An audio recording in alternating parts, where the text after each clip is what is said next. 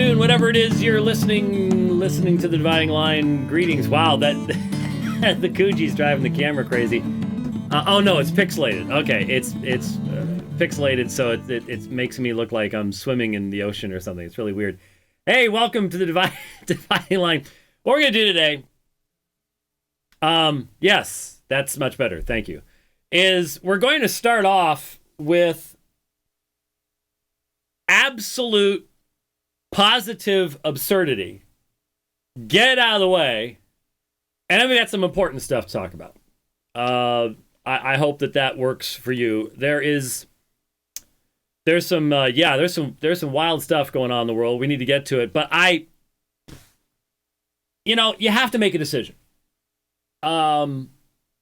Sometimes there are things you encounter that are just so beyond absurd that you have to make a decision. I'm not going to touch that. I'm not even going to, it just craziness, But sometimes it is just so illustrative that it's worth taking time. Now, in this situation, I know that the people that have produced this video are desperate for attention. They've got a lot of followers. It's sort of scary, especially when you read their followers' comments. But they are their own little cult. They're their own little cult group.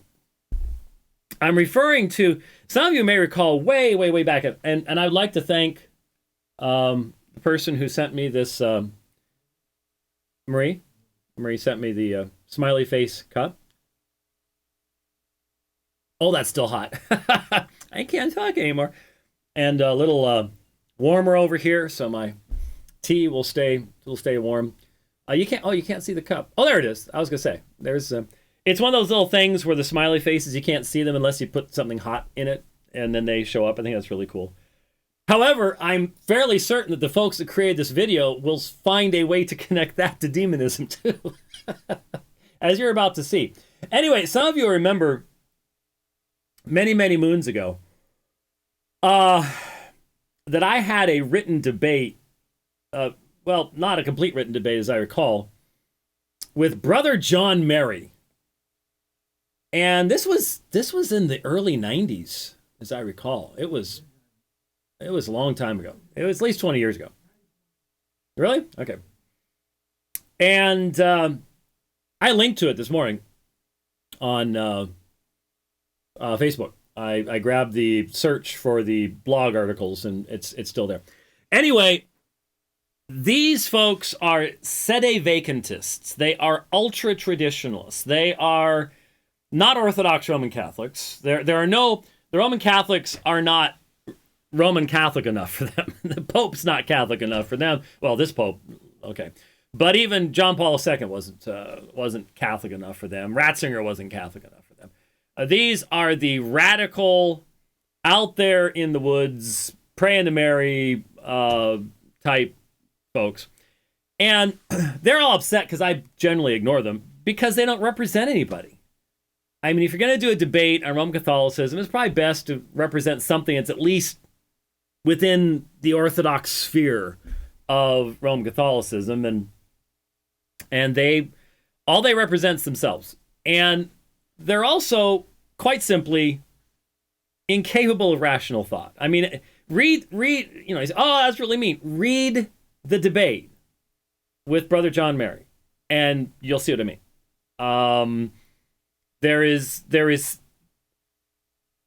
They are to Roman Catholicism what Gail Ripplinger is to independent fundamentalist Baptist, something like that. Okay, except they may go beyond Gail. That's pretty hard to do, but they may actually go beyond on Gail Ripplinger. And so, evidently, last night, I've not kept up with them for 20 years. I was reading a little stuff on them today. I didn't have time to bring it up. They're up in, what was it again? Not Fullerton, but someplace up in New York. And evidently they're sort of run by a team of brothers, the Diamond Brothers. Peter and Michael, I think. And if I recall correctly, I didn't have a chance to go back and read the logs on the unit that logs everything for the chat channel. But I think I was told that it was Peter that came into the chat channel. Now, you've told me that we get stuff from these guys and their fans every once in a while. Okay. They are desperate for, evidently, given this video, let's put it this way, they spend a whole lot more time thinking about me than I spend thinking about them, since I haven't thought about them in a decade, at least, maybe more. Yes? I was going to say, there's a common thread in just about everything I get from any of it, and that is how very, very, very afraid you are of them. Oh, yes. You won't deal with, because you're terrified of them. Yes, every day. And these are the very bold. These guys would have gone on crusades. Okay, they think they would have. I don't know if they actually would have, but they had that kind of an attitude. Let's put it that way. So, comes into our chat channel, and we call it trolling. When you come into the chat channel and you're there for a reason, but you're not honest about what the reason really is. And throughout this URL to a video that they put out about yours truly. And I seem to recall that when it was first posted, I had seen somebody say something about it on Twitter or something. I had seen, like the title, and I'm just like, oh, I know who they are. Who cares? Just moved on. Didn't even look at it. And I guess that bothered them. Let me tell you something. They have spent hours and hours and hours putting this together. I mean, wow. But I guess when you live in a monastery, you don't really have anything else to be doing in life than to be sitting on the web and grabbing video. It does kind of make you wonder that they actually have internet in they do. I think that's their primary field of quote unquote ministry. Yep. Mm-hmm. As you'll see, it's clip after clip after clip of this, the dividing line, and they have to sit there and watch all of that. I did want to say that after watching this morning, it occurred to me that they didn't actually, as they're simply running clip after clip after clip, they didn't actually get permission. And then I realized later that, it wasn't for criticism, it was for parody, because I laughed. I really laughed. Yeah, it's so it's okay. Yeah, it's fine. That's fine. Okay, so why would I play this? Well, because I've just never seen anything like this. I've never seen anything like this. I've never seen anything this ridiculous. And so I thought I would share it with you. So here we go. Here's what's it called? Vatican, what was it called? VaticanCatholic.com, I think, or something like that. I don't know. Here's just a section. What? Oh, no, I'm not plugged in, actually. You're right. There we go. Here's just a portion of this, but do you want to find out how to recognize demons? Don't go to the Bible for that. Don't go to the Bible for that. No, there's another way. And here's how you recognize demons. You actually sort of need editing software, so you can stop and start videos, because that's where you'll find it. Okay, here we go. This video, however, will now move to considering the spiritual component. It will cover and expose what are, in my opinion, clear and striking manifestations of a demon operating in James White. Let's get into it. In our videos, we have shown that James White repeatedly flashes and displays the El Diablo hand sign, which is also known as the devil's horns. The El Diablo hand sign, or the devil's horns, looks like this. This is a picture of Anton LaVey, the founder of the, quote, Church of Satan, giving the devil's horns hand sign. James White has displayed this symbol many times, far more times than anyone I've ever seen. In my opinion, there's an obvious reason he does it. He doesn't do it deliberately, but rather the devil in white moves him to repeatedly flash the devil's horns, as a sign of the wicked spirit that guides and dominates him. Let's be clear. James White's many heresies, false doctrines, and lies prove that he's of the devil. But God will sometimes allow or compel a demon to manifest its presence in someone by various external indications and signs. And with White, we're not talking about him having displayed the devil's horns once, twice, or even 3 times. No, he has done it many times publicly in speeches, in programs, etc. God allows him to display it over and over again, because he's a false teacher of the devil. He leads people into various heresies and into hell by means of distortions, false arguments, etc. I've also noticed that when White gives the devil's horn sign, at least in the occasions I've seen, it's frequently when he's attacking Catholic teaching or promoting one of the many heresies of Protestantism. The fact that White frequently flashes the devil's horns is quite interesting and revealing in itself.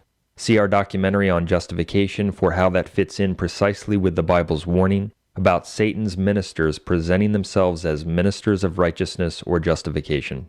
However, in recently viewing a debate James White had in March of this year, I came across something else that provides even more striking evidence for what I'm discussing. I will be examining and critiquing portions of a public debate James White had on March 23, 2015, with another Protestant named Greg Strawbridge. Strawbridge, a Presbyterian, was arguing that infants should be baptized according to biblical teaching. White, a Baptist, was arguing that infants should not be baptized according to biblical teaching. It was a debate about infant baptism. As is so often the case, James White was defending and promoting a false and unbiblical position. He was attacking the apostolic truth that baptism and the promise of salvation in Jesus Christ is for you and your children, Acts 2:38-39, and that baptism is for you and your household, see Acts 16:15, among other verses. Even though Strawbridge, the Presbyterian, does not believe that baptism regenerates, and thus he denies the clear teaching of the Bible and the witness of the entire early church on baptismal regeneration, he is nevertheless correct that according to biblical teaching, baptism is to be administered to infants and young children who will be raised in the community of believers. Now, I'm going to play a number of clips from this debate. As you view them, look carefully at James White's face. I will also stop and freeze the video on occasion so that people can get a closer look at what's happening. What you will see, if you are observant and honest, is that White's face is actually contorting, and that he is in fact making demonic faces. He does this many times in the debate, especially when he begins to attack the truth that infants should be baptized. To get the full picture, one should carefully view all the clips I'm going to cover. Here's the first clip we will consider. And he, the jailer, took them that very hour of the night and washed their wounds, and immediately he was baptized, he and all his household. Did you see that? Let's play that again. And he, the jailer, took them that very hour of the night and washed their wounds, and immediately he was baptized, he and all his household. That's not a natural facial motion at all. It is rather, in my view, a clear manifestation of the devil in white. And if you're not convinced by that one, watch this. This is from the same section of the debate. Now, I suggest the following would be a consistent Reformed exegesis. The apostles proclaimed the gospel to all who were in the household. Did you see that? Let's play that again. Now, I suggest the following would be a consistent Reformed exegesis. The apostles proclaimed the gospel to all who were in the household. He's clearly making demonic faces. There's no question about it. That's the face of anti-Catholicism, the devil. It's obvious that a demon is animating him. White actually makes these demonic and contorted faces many times in the debate, but sometimes they are made more quickly than the one we just viewed. That is to be expected, of course. Usually God will only allow something like this to be revealed very quickly or in more subtle ways. Here are some more examples. That is not a consistent Reformed interpretation. We would never come to those conclusions using the same kind of hermeneutics that we together use to defend the deity of Christ or justification by faith.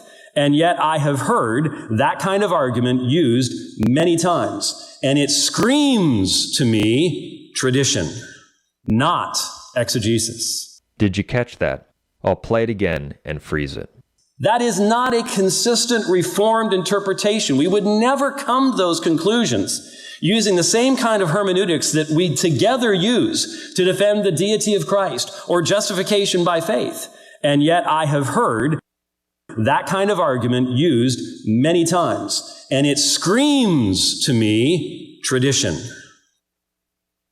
not exegesis. That's the face of a demon.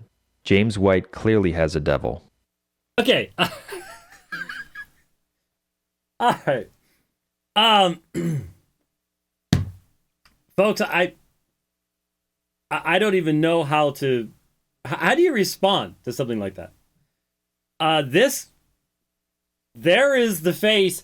This is a good example of why the Christian faith should never have developed monasticism, because when you lock people in a monastery for long periods of time, they go insane, okay?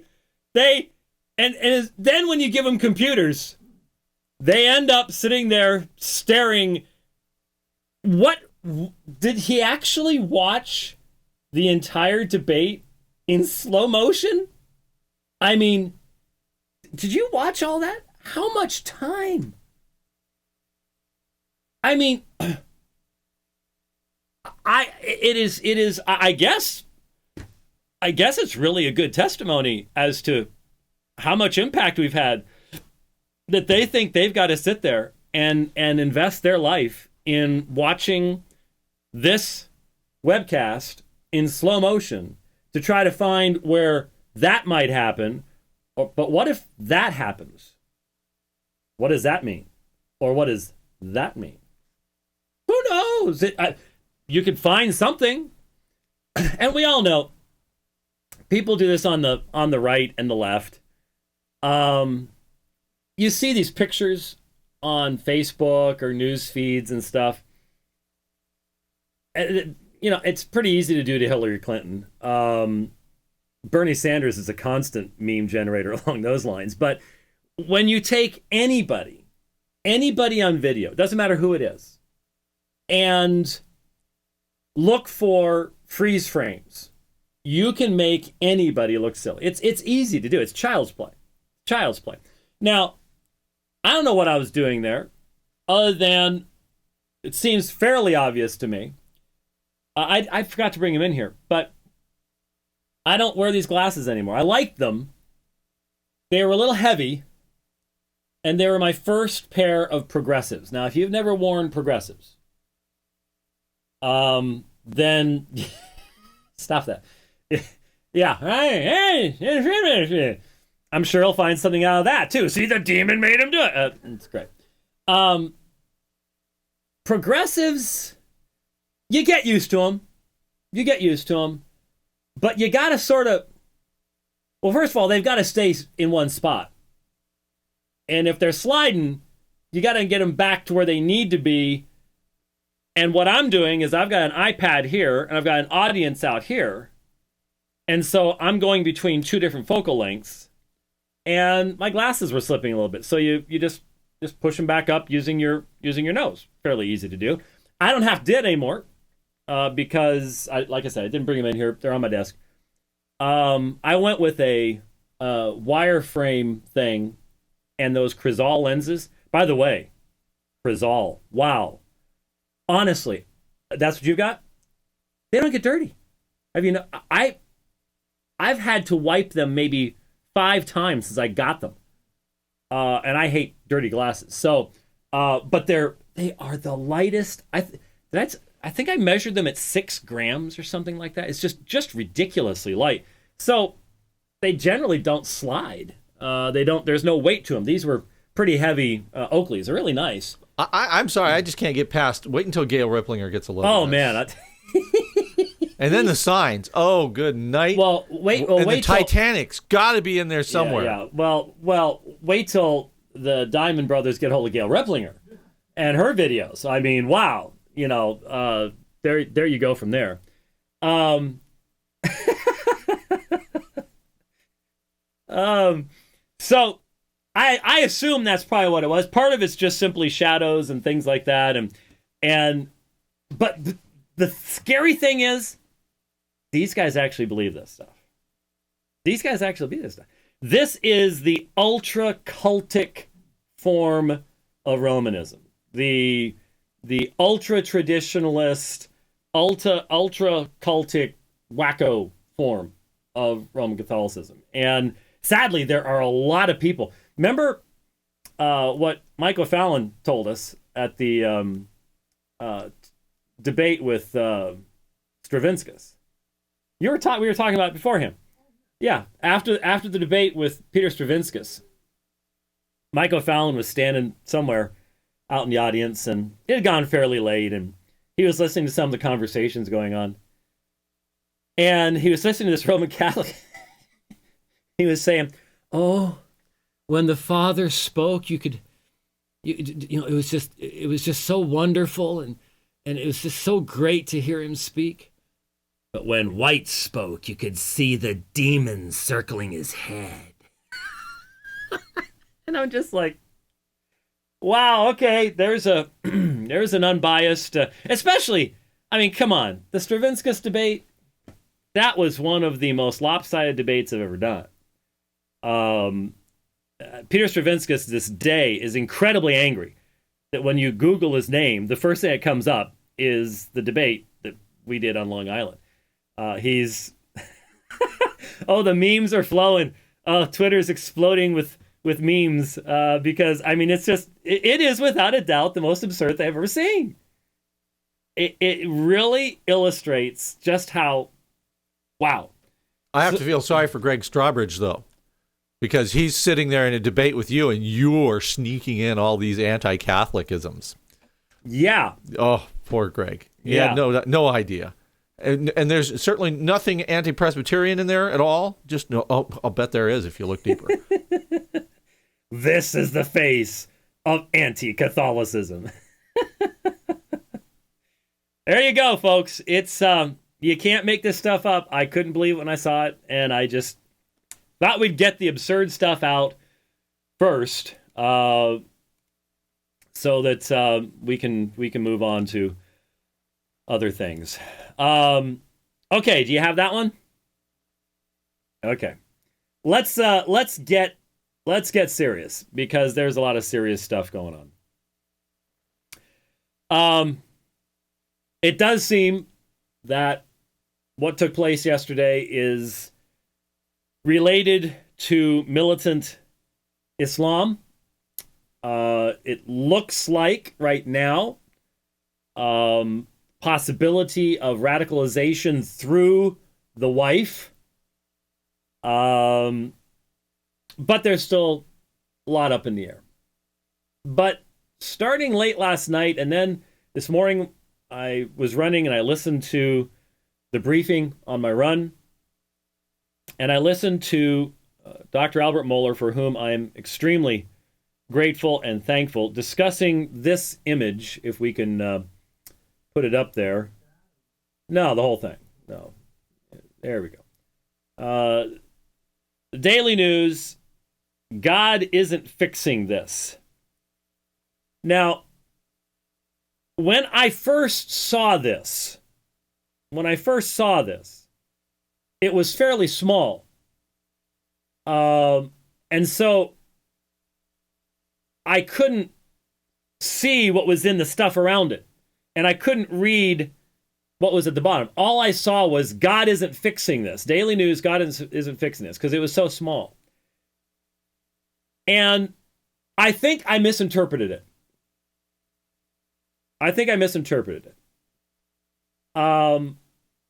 When I first saw that, I saw it as a mockery of God, based upon the idea that God was supposed to be somehow fixing this. In reality, when you look at it, it's mocking Ted Cruz, Rand Paul, Lindsey Graham, Paul Ryan, all of who use the term prayer. Thoughts and prayers. That's the big thing now, isn't it? And of course, I was just watching during lunch, Neil Cavuto had a section. He was really angry about this. In fact, he threw this thing across the, did this thing. He was so mad about it. And it was the Secretary of State and President Obama, both of whom used the very same phrase, thoughts and prayers.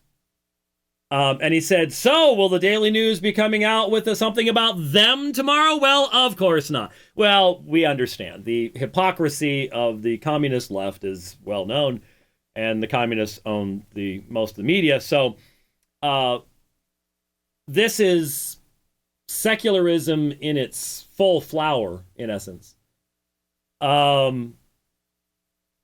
latest batch of innocent Americans are left lying in pools of blood, cowards who could truly end gun scourge continue to hide behind meaningless platitudes. And so, first of all, you've got the claim that somehow Ted Cruz, Lindsey Graham, Paul Ryan, and Rand Paul could end the gun scourge. Really? You really think that? You think those four men could do that? You really think that just disarming the American public, do you think that would disarm the American public? How did that work with marijuana or drugs in general? PCP and meth and coke. Total bans worked real well, didn't it? No, not really. So someone here is living on a planet where they're making things up and living in a different dimension and things like that.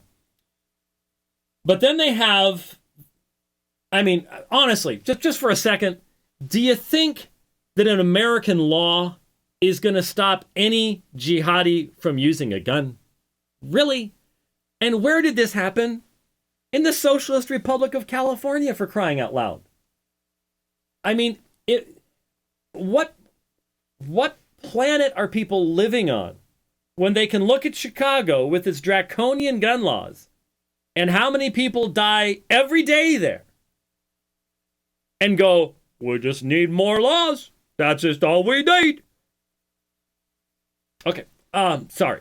I have lost all hope in the common sense of the American voter. It's gone. It's gone.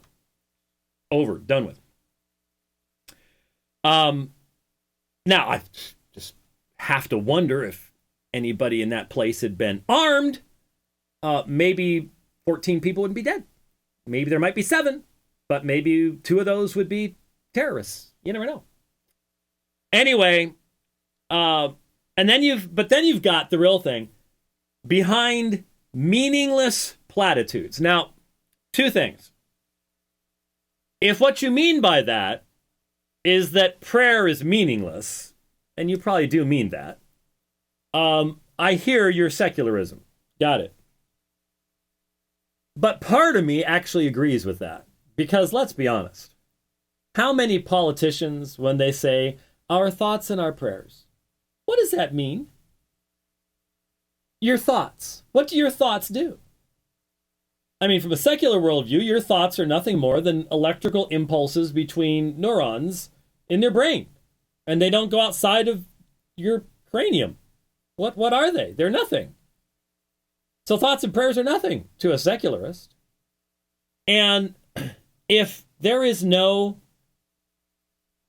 consistent recognition of God's law and God's righteousness in your life, don't talk about thoughts and prayers.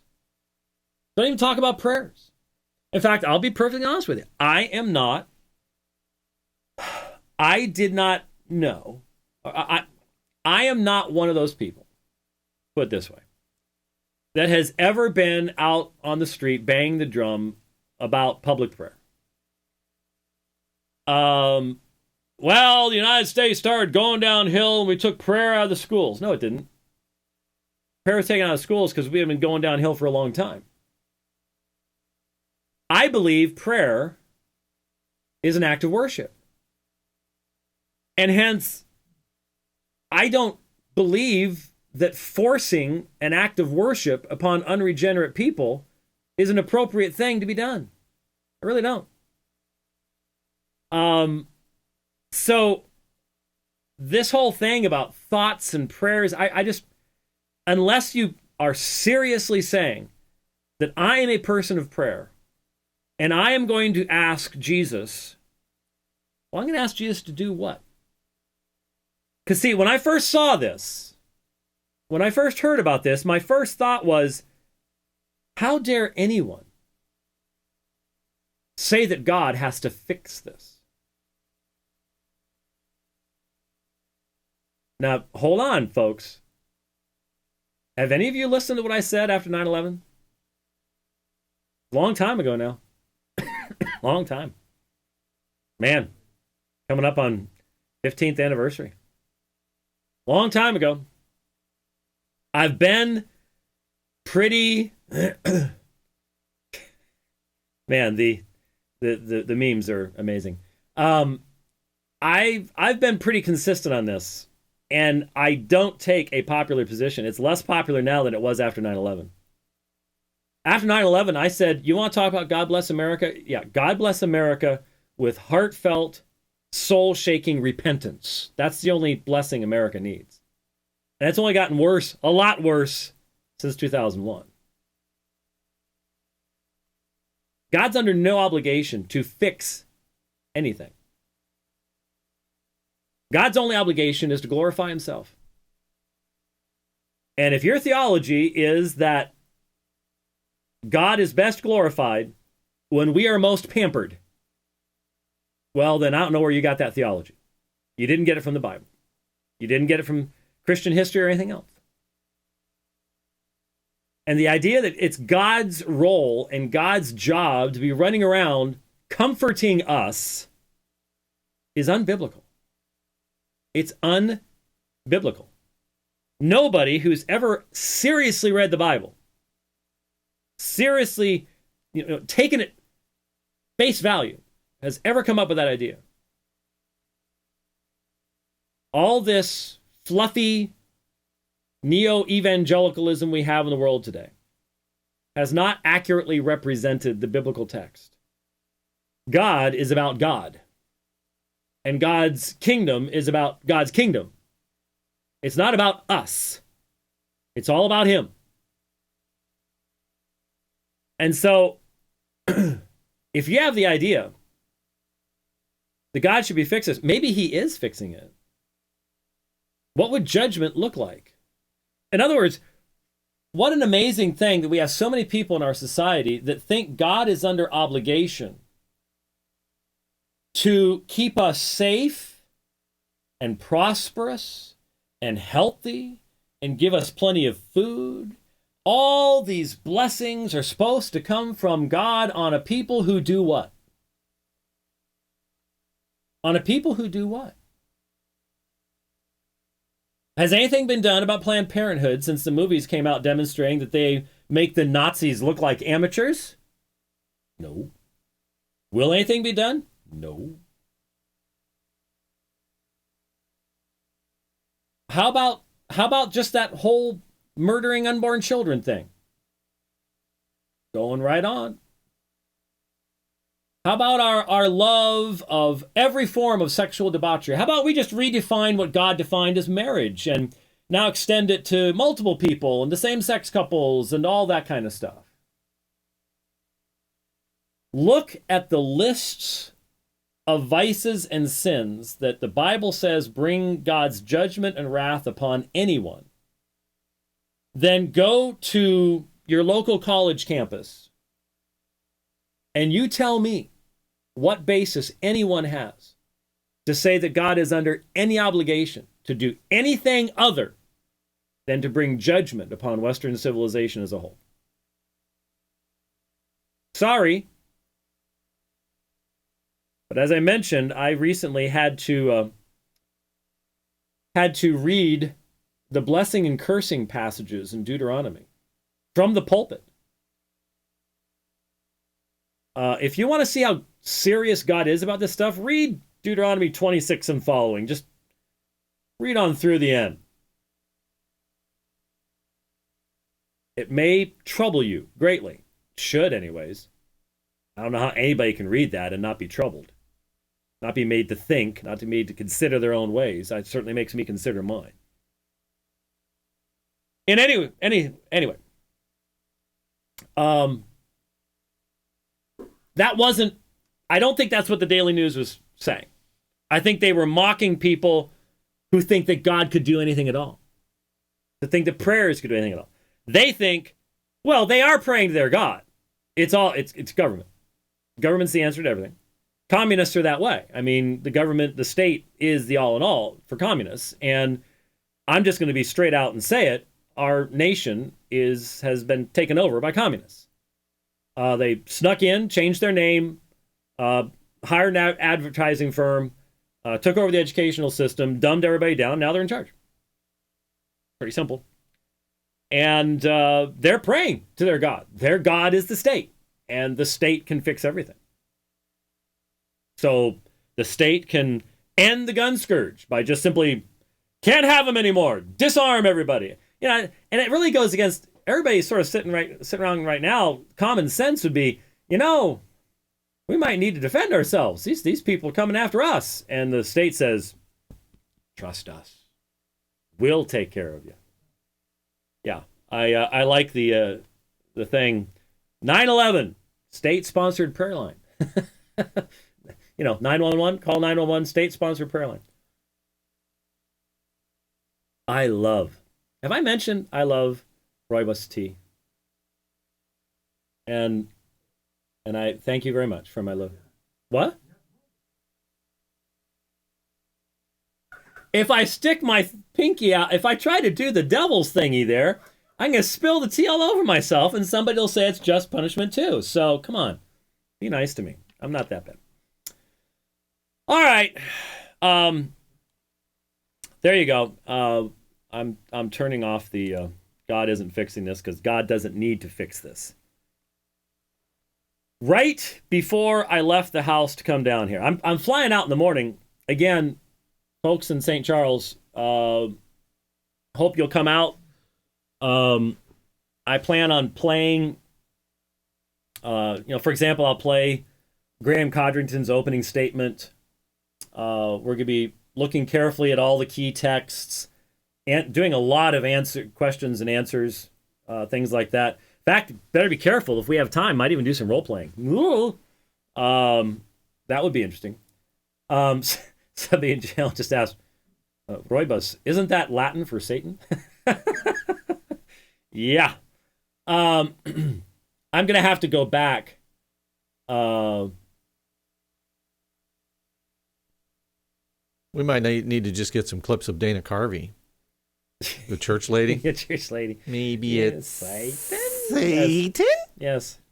There were, when we started, there were a number of comments about my beautiful new Coogee sweater.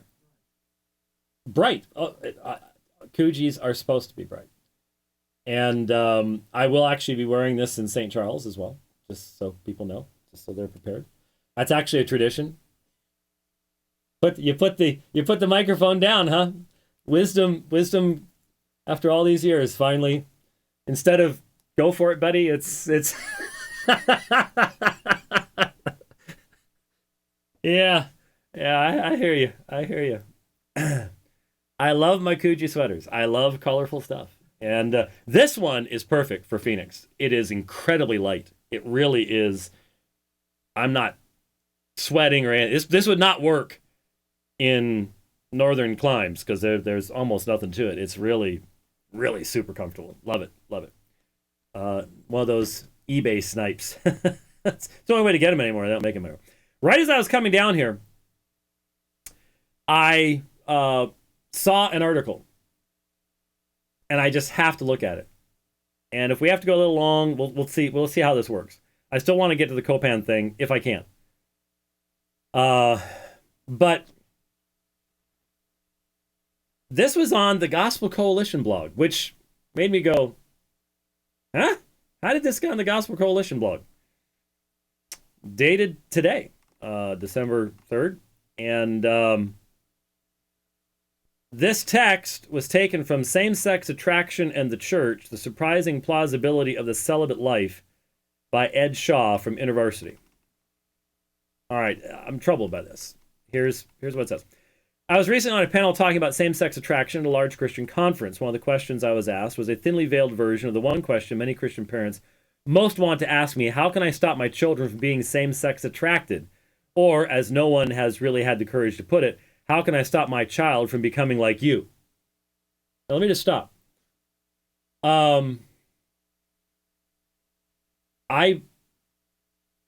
could never begin to think of what a tragedy it would be to have a same-sex attracted child.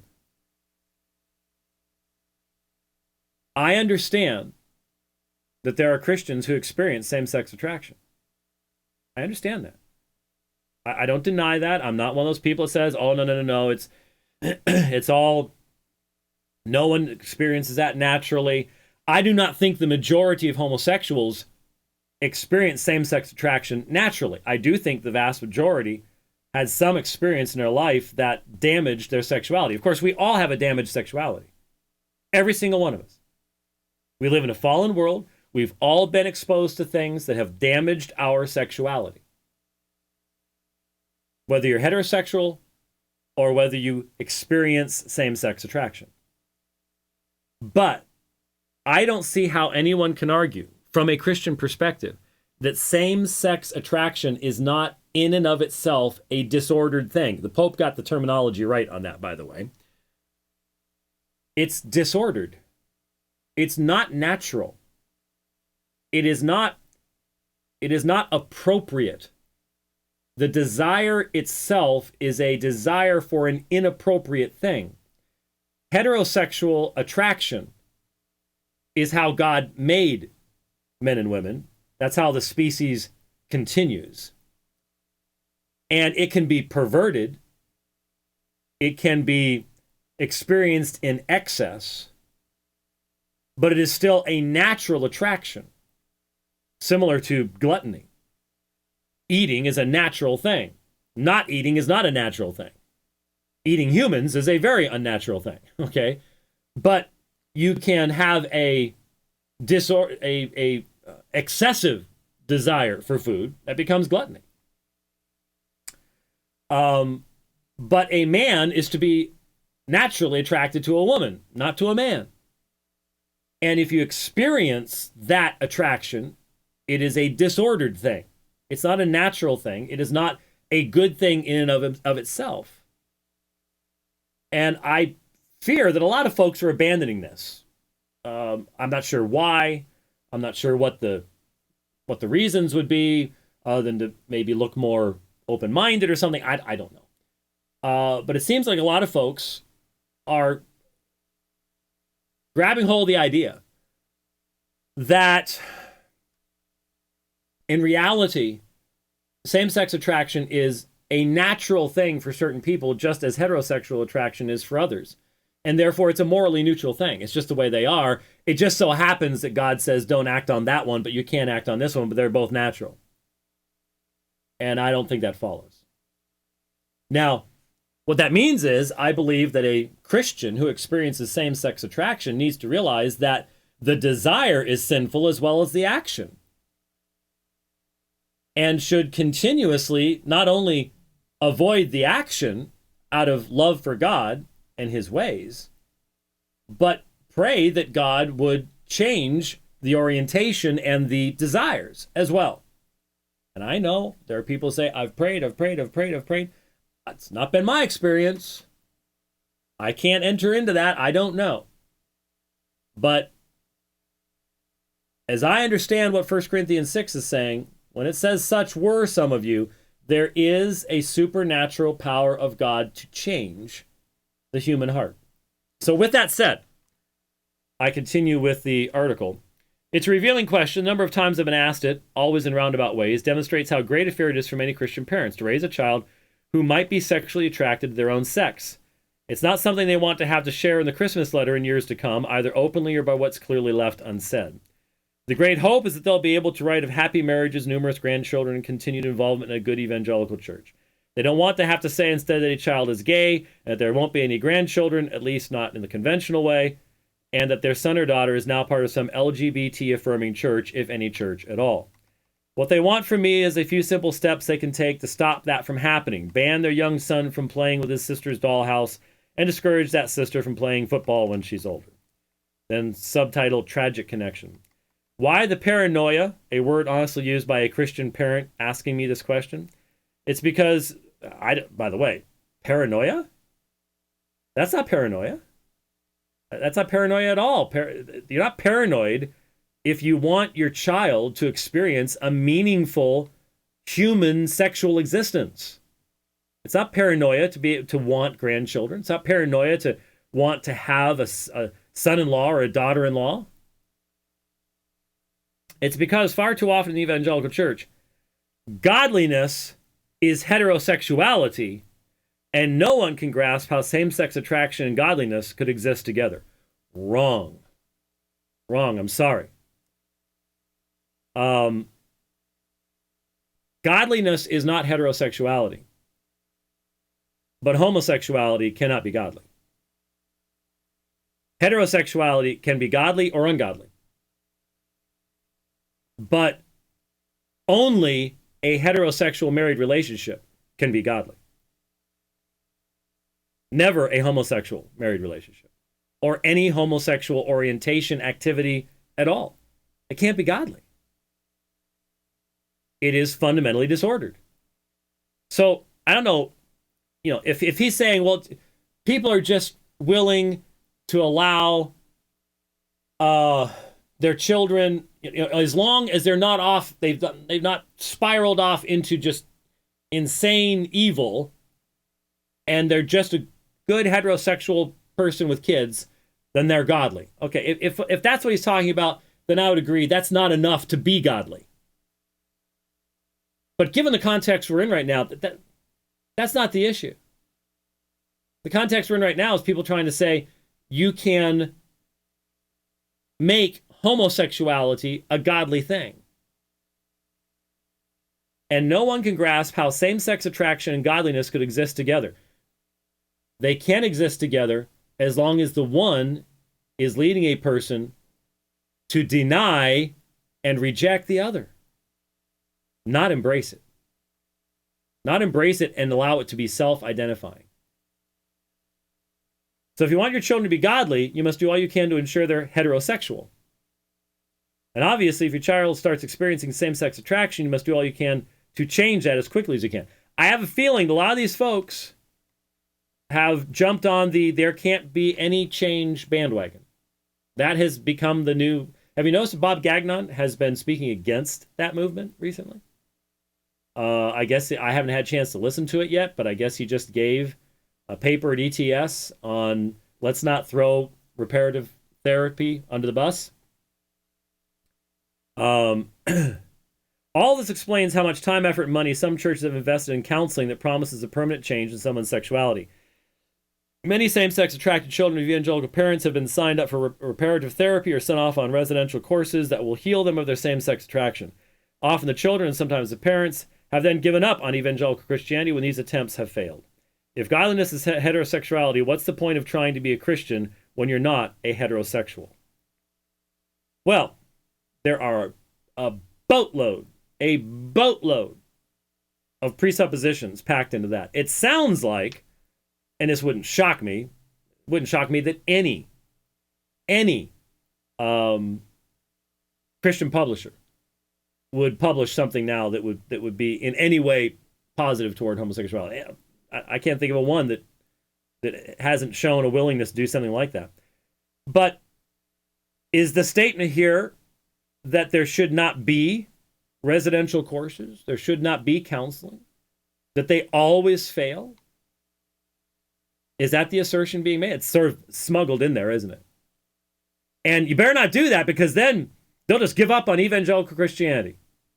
Well, my theology tells me that if someone gives up on their faith, that tells me something about where they were to begin with. Maybe that's not where yours comes from. And if you've got a theology where the worst thing in the world is if someone abandons the faith, I think it's probably been a decade now since I preached those sermons, but I think they're still prominently displayed at the PRBC website. But Of course, that hasn't been touched in who knows how long. But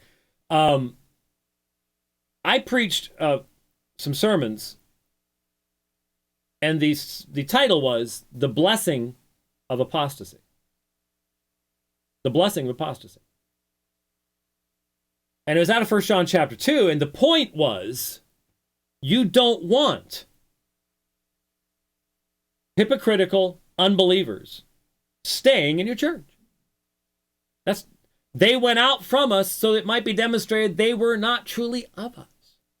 There was a purpose, and it was a good purpose. And unless you have a sub-biblical view of what the church is supposed to be, where God is worshipped in purity and holiness, if you've got some other perspective, then you're going to misunderstand a lot of things, and here's part of it. Well, they might give up on evangelical Christianity. If what you're saying is they might give up on the faith, then they've never actually embraced the faith in the first place. Right? No, not for most folks. What's the point of trying to be a Christian when you're not a heterosexual? Well, if God has changed your heart, then the only thing I can understand why God would allow one of his children to continue experiencing same-sex attraction was that this person needs to be constantly on the battle line fighting against their sinful nature. It's just something they can never, ever look away from. It's that they've got to be focused upon it constantly. That for some reason, in God's purposes, maybe the people to whom they're going to minister, something coming up in their life. I'm not God. I don't know, but that's the only reason I can think of as to why God would allow that. Because God can change someone's heart, unless you're going to say can't. It's tragic this link has been made in people's minds, but I understand why. It's a link that's often been at the forefront of my mind, too, if heterosexuality is godliness, which I reject. The big change that's most needed in my life is for me to become heterosexual. So I've prayed hard and searched hard for an effective antidote to my same-sex attraction. The pursuit of holiness has nearly always equaled the pursuit of heterosexuality for me. Are you saying that that is wrong? Is this individual saying, sounds like this individual is saying, I've given up the hope that God can actually change my desires. I've given up on that. And so now I'm going to remain celibate, but I am going to say that my disordered desires are the way God intends me to be. I just can't act on them. Sort of like a penance type thing, or something you have to do to, I don't know. Then under the subtitle, Flabbergasted and Refreshed, so I was helped enormously, hopefully like everybody else listening, by the reply of another panel member at that conference, a heterosexual minister. He runs his church's support group for same-sex attracted church members. He's also the married father of 2 sons. He said something like this: we most of all want our boys to grow up as godly and mature Christians. Some of the most godly and mature Christians we know are same-sex attracted. So why should we be so afraid of them growing up as same-sex attracted? Because it's disordered? I was flabbergasted by this reply. So am I. It finally blew apart my wrong presumption that same-sex attraction and godliness, like oil and water, don't ever mix. You want to bring them that close and say that this is a godly thing? I don't think that's what you're trying to do, but have you realized how close that is?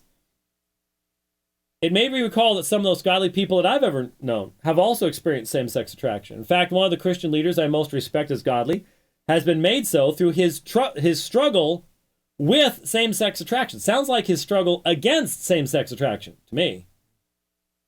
I just never heard the link made so clearly in such a moving way in context. But that panel member is a parent whose main ambition for his children is the right one: godliness, not heterosexuality. See, everything about this is wrong. It's disordered. It's standing on the wrong foundation, looking backwards through a mirror. I'm sure it doesn't mean he's praying his boys will grow up to be same-sex attracted, but his reply showed that he has what we should all care about in our response to the gospel of grace, Christ-likeness. Being like Jesus is the true biblical definition of godliness. Right, being like Jesus is the true biblical definition of godliness. But what does that have to do with same-sex attraction? What if you experience it, you resist it. You don't become comfortable with it. You don't become friendly with it. You don't embrace the idea that it's just the way I am. And I think a lot of people are beginning to embrace that idea because they don't want the lifelong struggle. They don't want the lifelong battle. So let's just say that it's not that central. In fact, let's just go ahead and allow it to define us as to who we are. I don't know how stuff is vetted for the Gospel Coalition blog, so I can't hold everybody accountable for everything that appears there. But I'm seeing some stuff there. It makes me go, recently. This keeps it warm, but not so hot that it burns your. It actually helps the throat. That's good stuff. The more I drink it, the more I like it.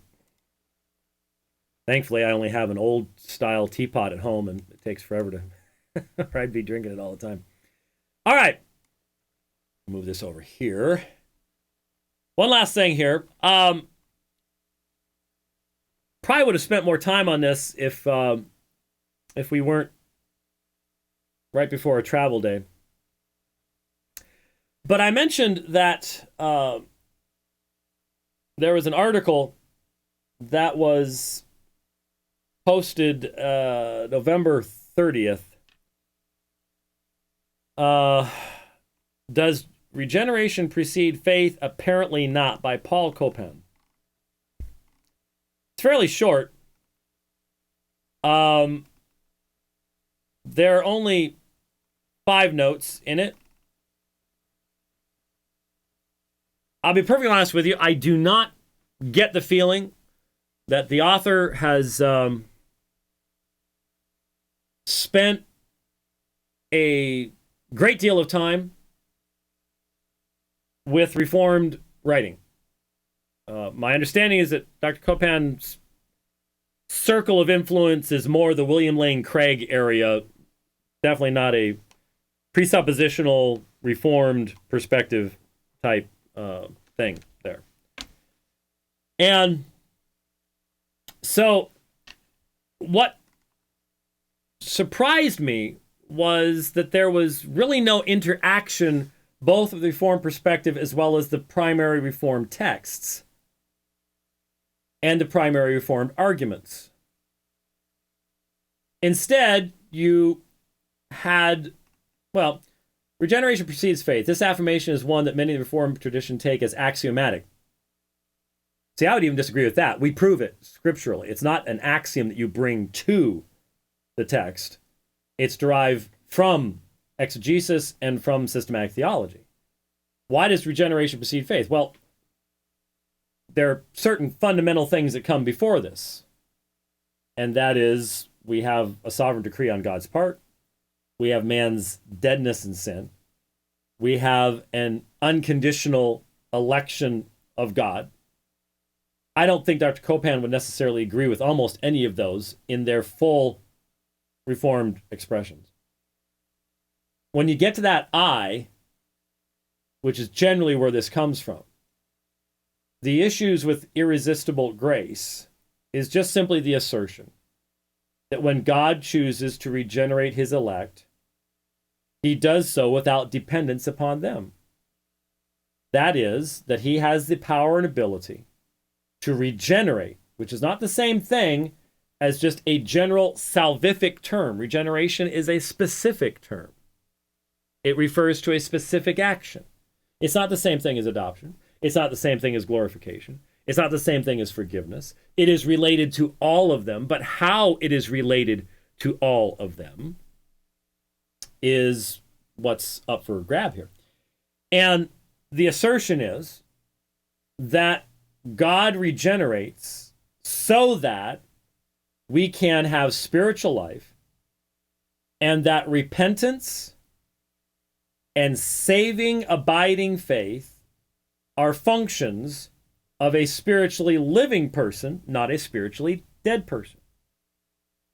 And so if you're going to address this, you're going to have to address Reformed understanding of the nature of man, deadness in sin.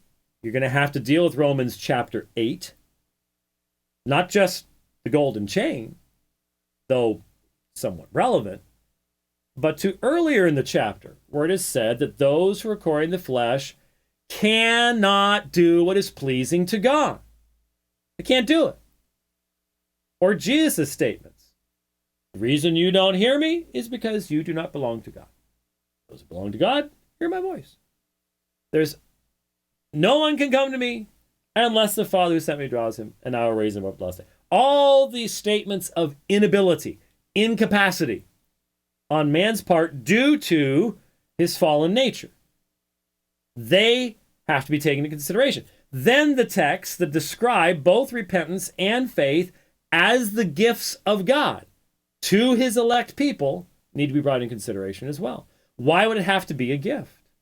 Why is the Spirit so often connected with that? Why can Paul just in passing say, it has been given to you not only to believe in him, but to suffer for his sake? Philippians 1:29. What do you mean it's been given to you to believe? Why can Peter talk about to those who've received a like precious faith? Is that just the Christian faith as a whole? Or faith itself? Why is faith included in Ephesians chapter 2? That not of yourselves is a gift of God. That gift is wrapping up everything in the preceding section. The grace, the salvation, and the faith. So faith is described as a gift. God's kindness leads you to repentance, the gift of repentance.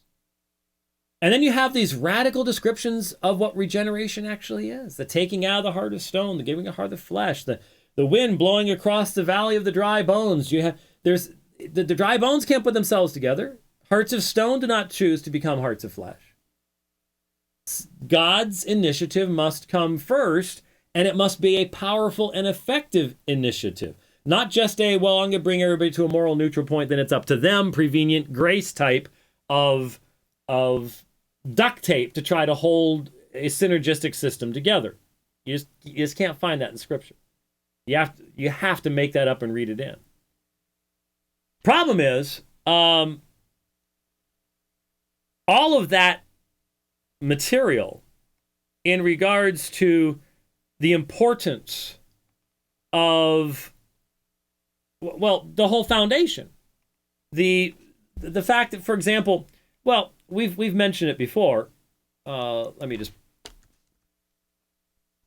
No, actually, I turned that off, didn't I?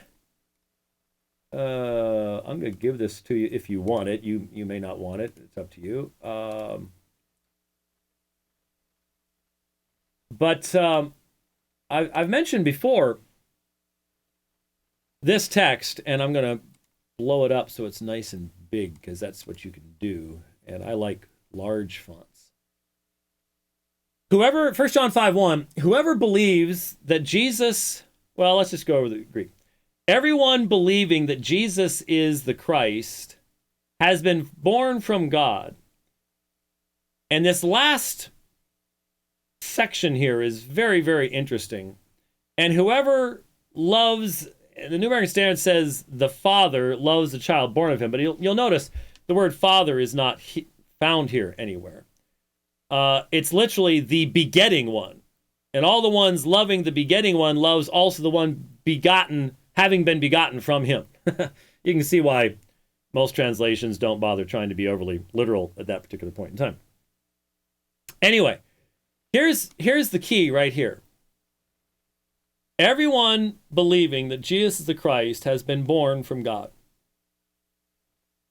Now, elsewhere in 1 John, in fact, I believe it's 4.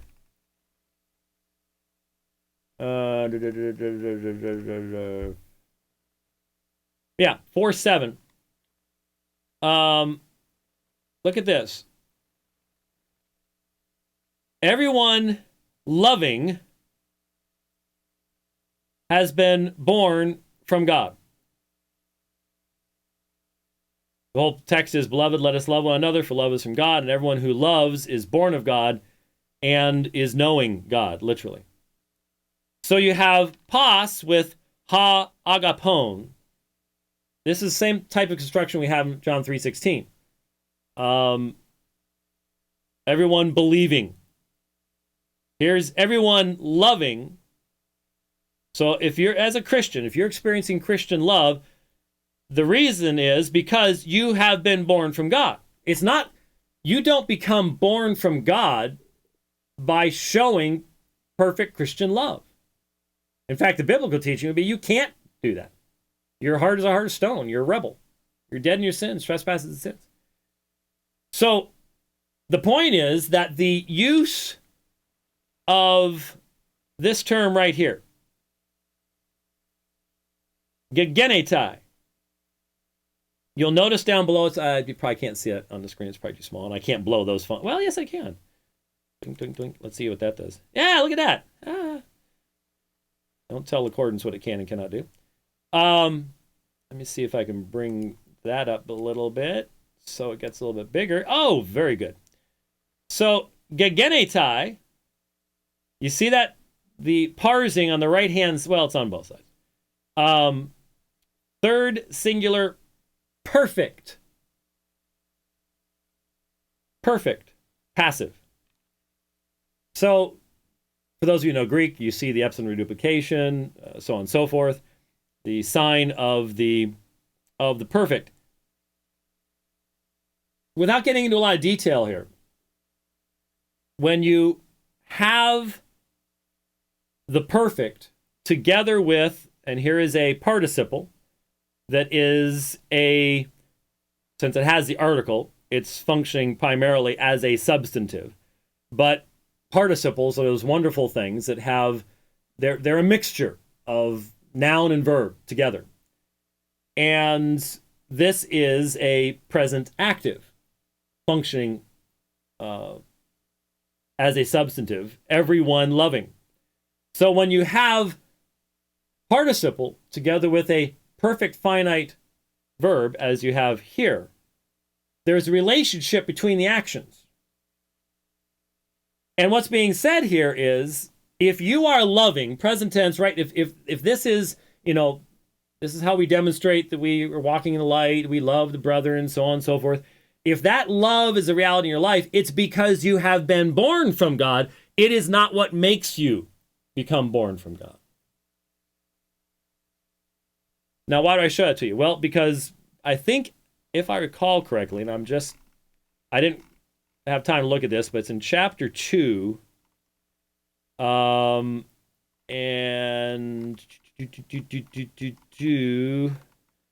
maybe somebody in channel could pop it up faster than I could find it, but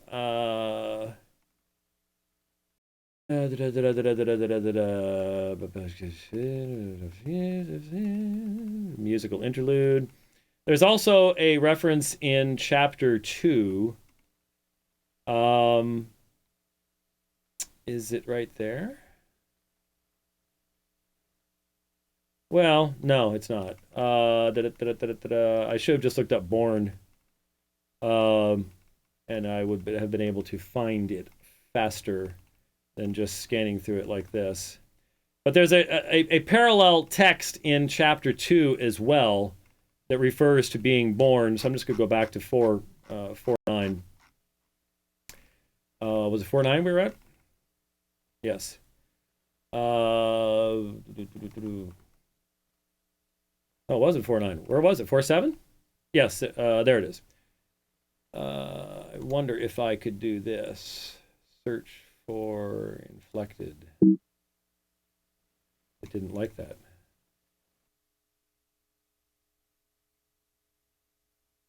It's not cooperating. Anyway, running out of time here. There's another parallel passage earlier in 1 John that I could have jumped to if I had bothered to look at my notes real quick. Point is, when you look at 1 John 5:1, whoever believes that Jesus is the Christ, born from God, here once again, here is your gegenetai, and here is your pas ha. Instead of loving, it's believing. So instead of agapon, it's pistuon. But it's a direct parallel. Direct parallel. So if John is consistent, then what is coming first here? Being born from God. And that is why, if you are believing that Jesus is the Christ, if you have a true, abiding, lasting, true faith that Jesus is the Christ, it's because you have been born from God. It's not what caused you to be born from God. It is because you have been born from God. Now, I would think that if you're going to write an article against the Reformed tradition at this point, that you might want to address the foundational reasons and then some of the texts that we utilize about the deadness of man, incapacity of man to believe, John 8, John 6, 1 John 5:1, Philippians 1:29. You might want to maybe interact with some of those and say, this is why this cannot be, or this is why they're wrong to look at it that way, or something along those lines. Might be the way. 1 John 2:29. Thank you, RK in channel. How did I miss it? Because it was I went too far into 1 John 2. Yes. Okay. Throw it up there real quick. 1 John 2:29. Pas ha poion dekai sunen ex autu gegenetai. There is gegenetai. There is your pas ha poion. Here it is, everyone doing. Everyone doing righteousness has been born from him. So that's even clearer than 4, because are you going to say that by doing righteousness you cause yourself to be born? Well, there are works righteousness folks that would say that, but hopefully Dr. Copan would not say that. So John is very, very consistent. Thank you for the channel help there. All right, so brief response there. I no Reformed person who knows their stuff is going to be overly troubled by the article, but it just struck me that the article didn't seem to indicate that Dr. Copan really was meaning to interact with where we're actually coming from, which is unfortunately regular. We covered a bunch of stuff today, didn't we? We certainly did, and we did so in Coogee style. What's that? I need to keep my fingers like this. Oh, man. Every Twitch now is going to be like, Yeah, no, I'm not going to go like that. I'm going to, here, snap, take a picture of you going like that and go, see, that's what's really going on. Anyway, we've covered a lot today. Thanks for watching Dividing Lines. Hope to see a bunch of you in St. Charles over the weekend. And Lord willing, we'll be back next week. See you then. God bless.